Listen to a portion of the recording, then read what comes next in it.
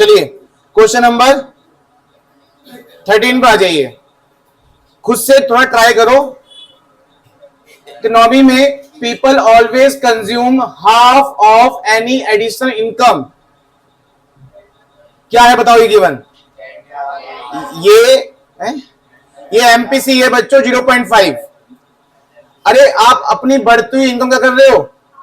बढ़ती हुई इनकम को जैसे ही आप खर्च करोगे उसको ही तो कहते हैं एमपीसी। तो ये हाफ मतलब कितना? 50%। 50 मतलब 0.5। तो ऐसे थ्योरी में लिखा होता है कभी कभी। और उस दिन क्वेश्चन कराया भी था, ऐसे एक क्वेश्चन आया था जिसमें लिखा भी था कि आप अपनी बढ़ती इनकम को आधा खर्च कर रहे हो। कराया था ना एक क्वेश्चन।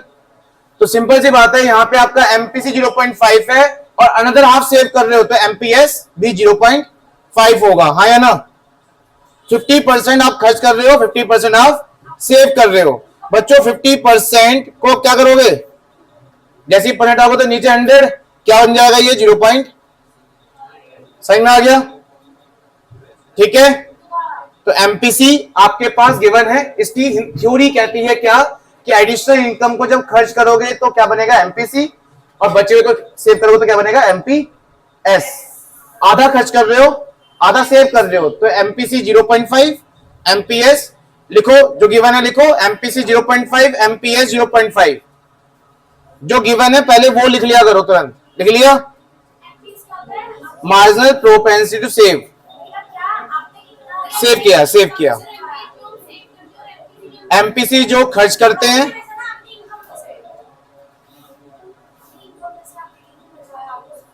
वही होता है। बाकी क्या गिवन है बच्चों? निशान क्या गिवन है आगे? डिटरमाइन द एडिशनल इनकम मतलब डेल्टा वाई। डेल्टा आई किसने बोला? अभी डेल्टा वाई आपको पता करना है। अगर गवर्नमेंट एडिशनल खर्चा करे कितना? ये डेल्टा आई गिवन है। लिखो डेल्टा आई गिवन है बच्चों कितना? 20,000 करोड़। डेल्टा आई गिवन है कितना? 20,000 करोड़।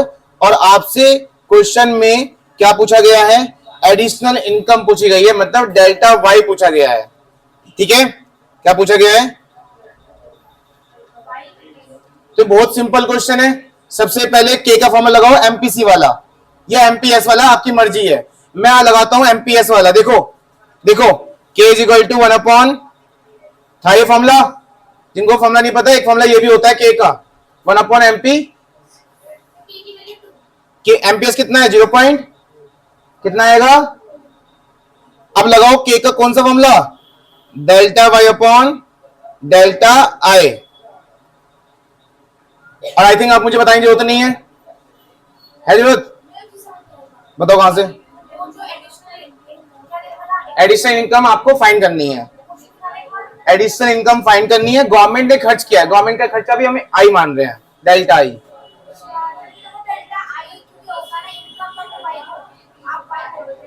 आई इनकम को वाई से वाई नोट करते हैं। आई इन्वेस्टमेंट। के कितनी है? डेल्टा वाई कितना है? वही तो फाइंड करना है। और डेल्टा आई कितना है?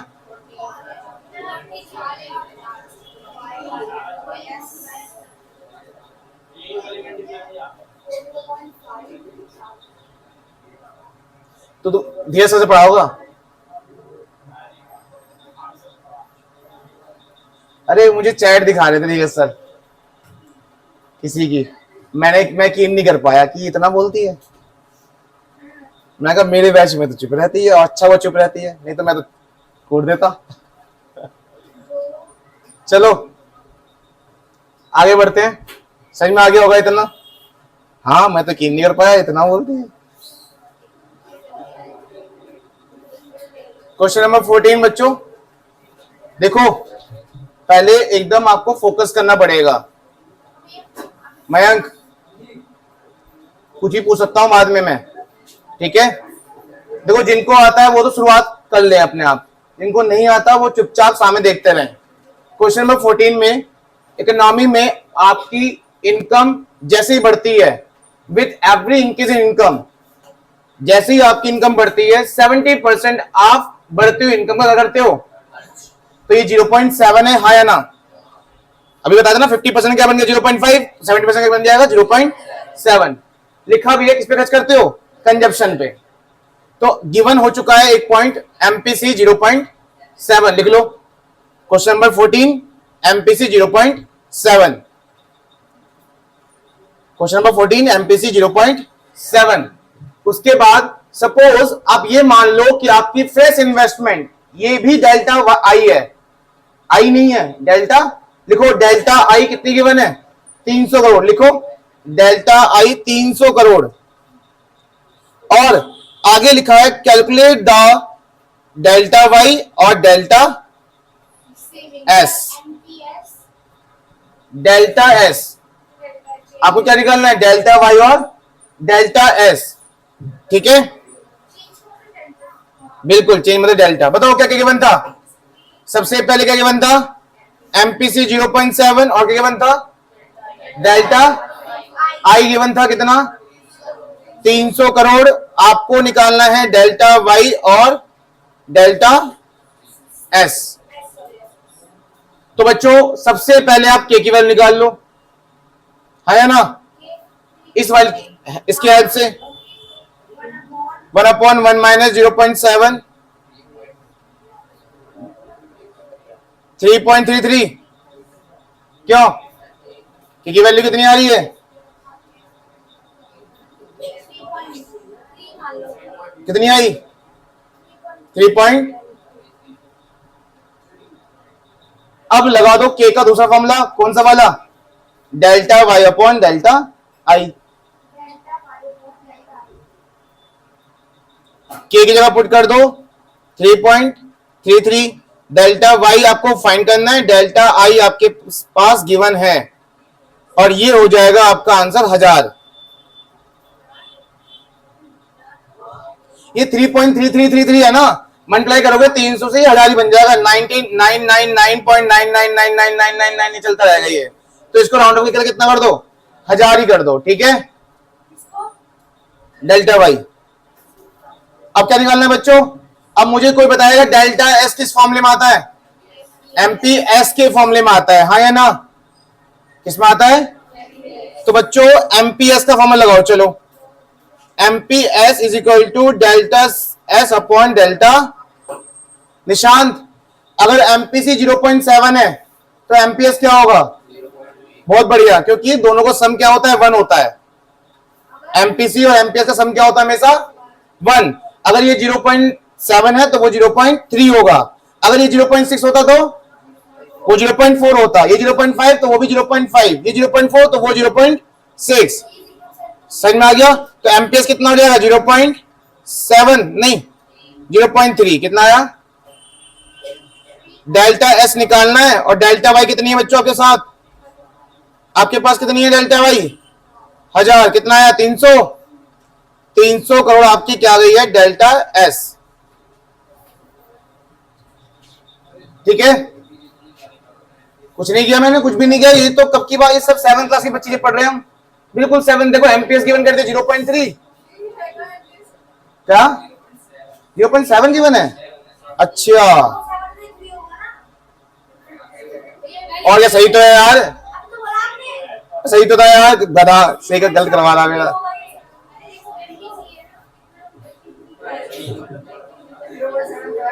जीरो 0.7 एमपीसी है। ये क्या लिखा है मैंने? ये बताया ना, दोनों का सम क्या होता है? 1। अगर वो 0.7 है तो ये 0.3। वो 0.8 होता तो ये कितना होता? वो 0.9 होता तो? समझ में आया? 4 बता रहा गधा। जिम जाने शरीर शरीर बनता है, दिमाग नहीं बनता भाई, बता रहा हूं। दिमाग पढ़ने से बनता है।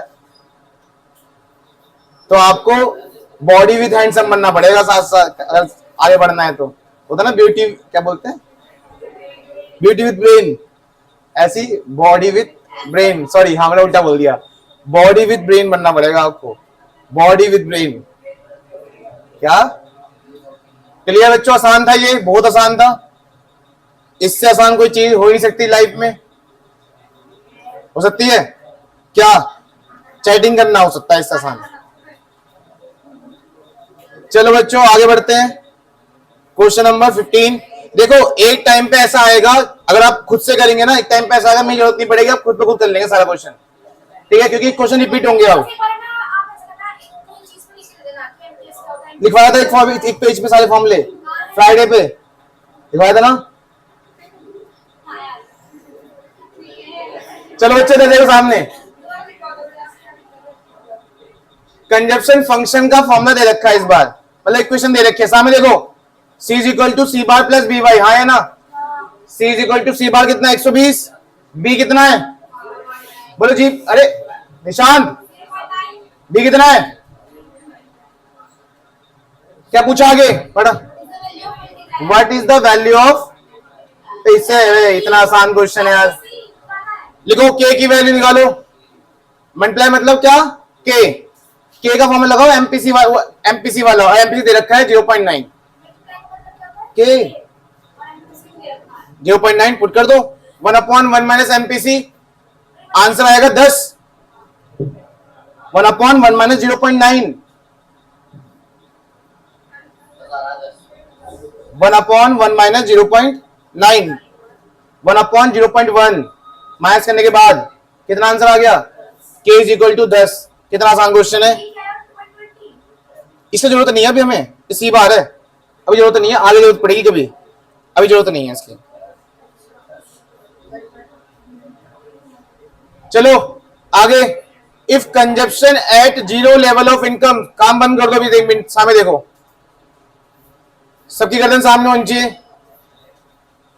If consumption at zero level of income कितनी है, कहीं ये सी बार तो नहीं, जीरो लेवल पे जो भी खर्च करते हो उसे हम ऑटोनोमस कंजप्शन कहते हैं, और उसका साइन क्या होता है, पढ़ाया था, दोबारा से एक बार, इफ कंजप्शन एट, आपकी कंजप्शन किस लेवल पे, इनकम जीरो लेवल पे कितनी है 40, क्या बोलते हैं इसको, सी बार। एक नई चीज सीखने जा रहे हो इस क्वेश्चन में आप, अब तक जो है पढ़ाया उससे अलग है ये। इन्वेस्टमेंट मल्टीप्लायर दे रखा है कितना, ये K की वैल्यू है, हाँ है ना, ये K की वैल्यू कितनी है, तो जो जो गिवन है वो लिखते चलो, पहले सी बार गिवन है कितना, बोलो बच्चों, सी बार कितना है और K कितना है, लिखो सी बार है 40 और K कितना है 4। क्वेश्चन नंबर कौन सा है ये,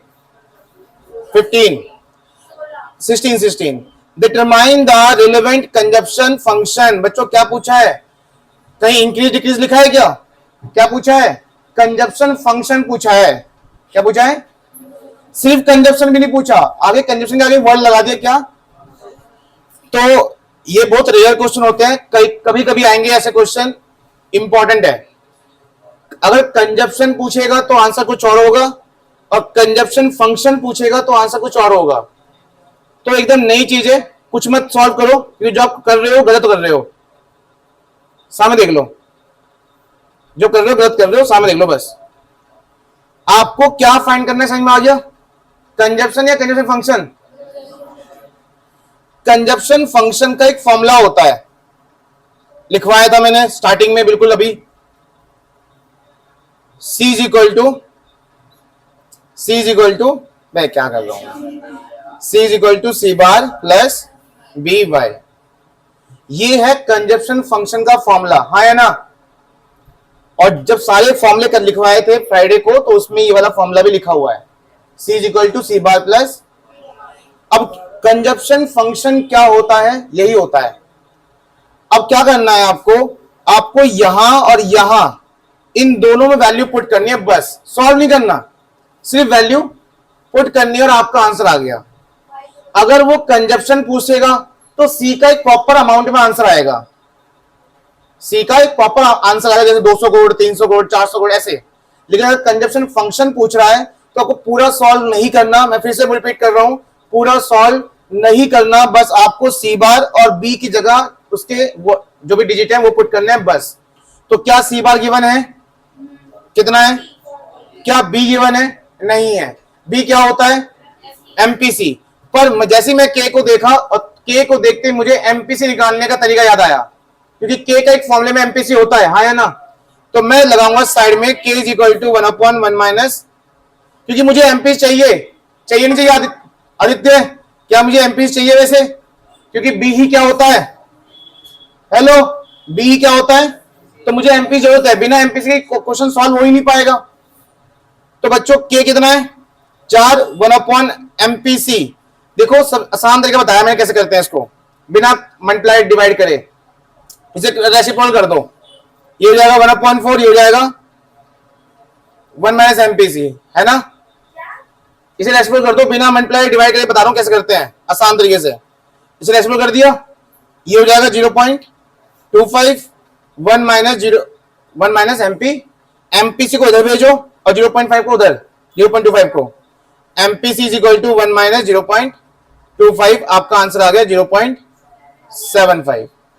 यहां पुट कर दो 0.75 और उसका क्या है बच्चों, उसका क्या है? y, आपका आंसर आ गया।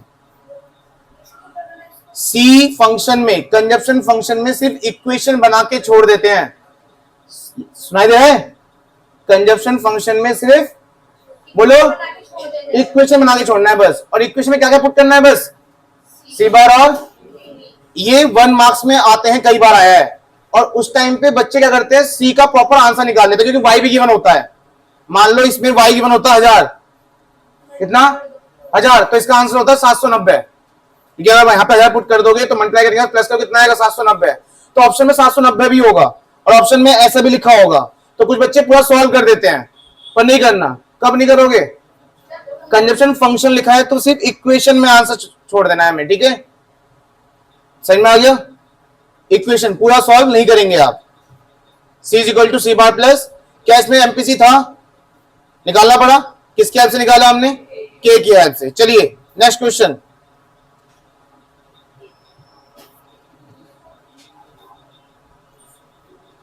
सेवनटीन। बच्चों आप प्लान कर रहे हो कि आप अपनी इंक्रीज नेशनल इनकम, मतलब ये क्या गिवन है? वाई। क्या गिवन है? ये डेल्टा वाई इंक्रीज हो रहा है ना। देखो आप सोच रहे हो कि अपनी नेशनल इनकम बढ़ जाए, कितनी कितनी? 1000 करोड़। लिखो लिखो लिखो लिखो, delta Y 1000 crore. Delta Y कितनी है? 1000 करोड़। कौन सा क्वेश्चन है ये? 18, 17। आपके पास डेल्टा वाई कितनी है? 1000 करोड़। डेल्टा आई आपसे पूछा गया है, देखो ये लिखा, how much increase in investment. क्या पूछा आपसे? बोलो क्या पूछा है? डेल्टा आई पूछा गया है, कितना रिक्वायरमेंट होगा गोल को अचीव करने के लिए। अगर आपके पास एमपीसी कितनी है? 0.6, तो हो गया सॉल्व। तो आसान है। एमपीसी कितनी है? तो पहले क्या निकाल लो बच्चों इससे? के, और फिर के का दूसरा फॉर्मूला लगा दो। बिना ऊपर देखे सॉल्व करते रहो, ऊपर मत देखो, मैं कर रहा हूं ऊपर, बस आप अपना कॉपी में देख करो, करते रहो बस।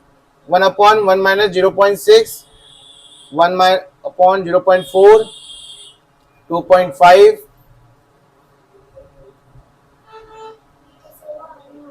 ये कैसे हो गया? ये तो 6 लाइन सिखाए जाते हैं सीधे।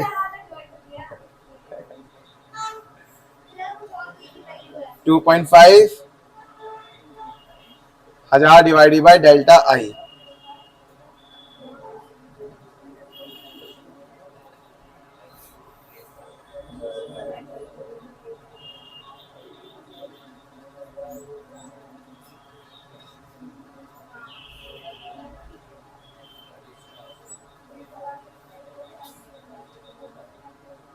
चार सौ आ रहा है, 400 400 आ रहा बच्चों। डेल्टा आई कितना आ गया? 400 करोड़। जब भी कोई भी अमाउंट करोड़ में हो तो अपना लास्ट आंसर करोड़ में ही लिख देना, ठीक है? करोड़ ना लिखने के नंबर कट जाएंगे। अगर क्वेश्चन सॉल्यूशन में है ना 2-3 मार्क्स में अगर आ गया ये और आपने सॉल्व करा, लास्ट में सीआर नहीं लगाया, मार्क्स कट जाएंगे आपके, ठीक है? ध्यान रखना, अगर अमाउंट करोड़ में है तो अमाउंट लिखना। के भी करोड़ में लिखोगे क्या? ये टाइम है, ये अमाउंट नहीं है, ठीक है? हो गया सॉल्व? सबने कर लिया?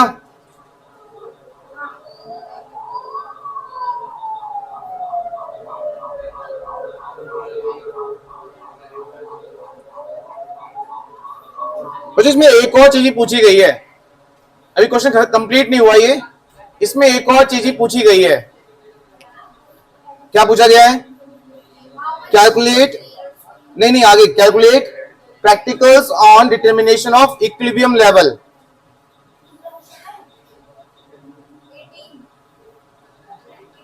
ना ना ना, सही है, ये इतना ही है। ये यहां से अलग क्वेश्चन हो गया। हाँ ये अलग क्वेश्चन है, ये हेडिंग है ये।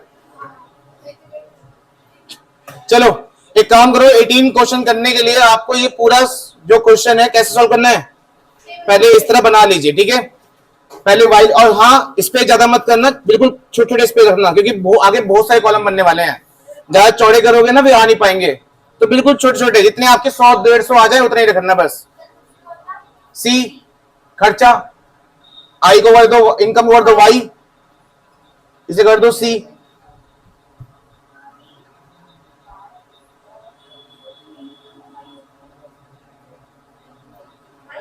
$600 तक है, इनकम करो 100, 200, 300, 400, 500 और 600। उसके बाद क्या है, कंजप्शन कितना है, 120, 200, 280, 360, 120, 200, 280, 360,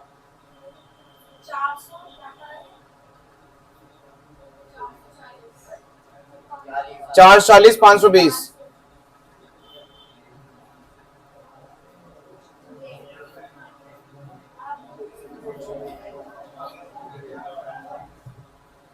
क्वेश्चन पढ़ो क्या लिखा है, calculate ADAS for every level of income. आपको एडी भी निकालना है, एएस भी निकालना है हर इनकम पर। ये यहां से अलग क्वेश्चन शुरू हो चुके हैं। और आपको क्या निकालना है, इक्विलिब्रियम लेवल पता करना है। पता ना जहां एडी और एएस बराबर हो जाते हैं वो होता है इक्विलिब्रियम लेवल। याद आया, चैप्टर पढ़ा था हमने, फ्रॉम द फॉलोइंग शेड्यूल। और आपको ये भी अज्यूम करना है कि आपका जो इन्वेस्टमेंट है वो फिक्स्ड है। कितना, क्या बोलते हैं फिक्स इन्वेस्टमेंट को, याद है किसी को, और ऑटोनोमियस इन्वेस्टमेंट बोलते हैं जो फिक्स रहता है। जो इन्वेस्टमेंट फिक्स रहती है उसे क्या बोलते हैं, ऑटोनोमियस इन्वेस्टमेंट। तो चलिए बच्चों स्टार्ट करें। सबसे पहले आई लिख लो, कितनी है, कितनी थी आई, इन्वेस्टमेंट 100 थी। चश्मा लगाओ जी, चश्मा अपना। कितनी इन्वेस्टमेंट है, 40। कौन सी है, फिक्स्ड, मतलब ऑटोनॉमियस, जो हर बार 40 ही रहेगी।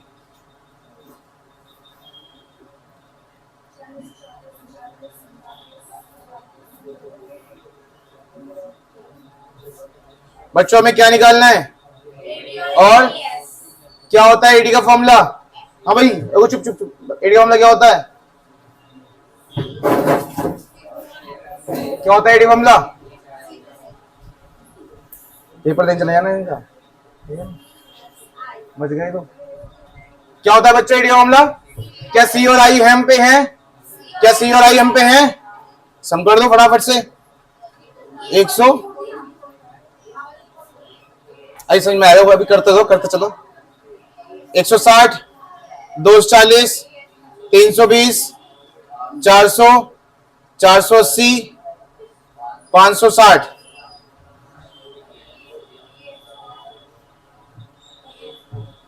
एएस का फॉर्मूला क्या होता है, एएस का फॉर्मूला क्या होता है, सी प्लस, याद रहेगा। ये लिखवाया है उस पेज पे, मैंने सारे फॉर्मूले लिखवाए हैं। सी प्लस क्या है, तो लेट आया होगा, लिखवाया है, लिखवाया, लिखवाना।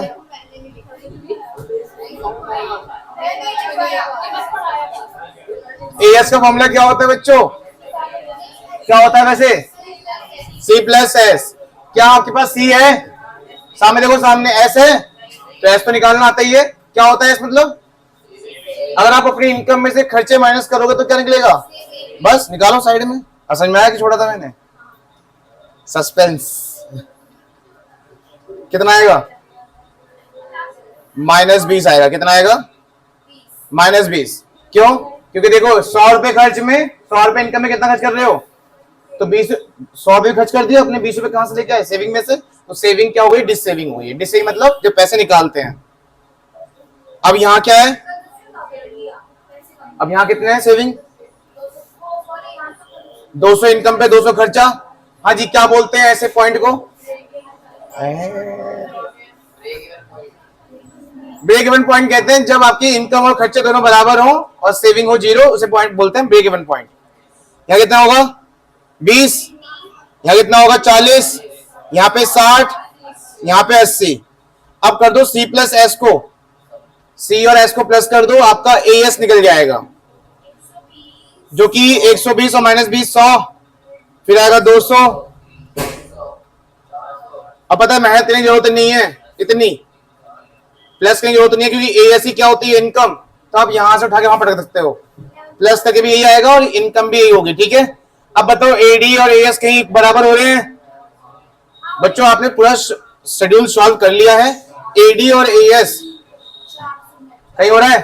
तो आप इसमें लास्ट में लिखना, यहां पर equilibrium level, economy will be equilibrium at 400 income. Economy will be equilibrium at 400 income. ये करोड़ में थे सारे क्या? एक बार चेक कर लें, ये सारी इनकम करोड़ में है क्या? नहीं, हाँ करोड़ में है, ये लिखा हुआ है ना 400 करोड़, 40 करोड़, तो इसमें लिखो 400 crore. Economy will be equilibrium at 400 crore. ठीक है, इतना ही था ये क्वेश्चन, इतना ही था।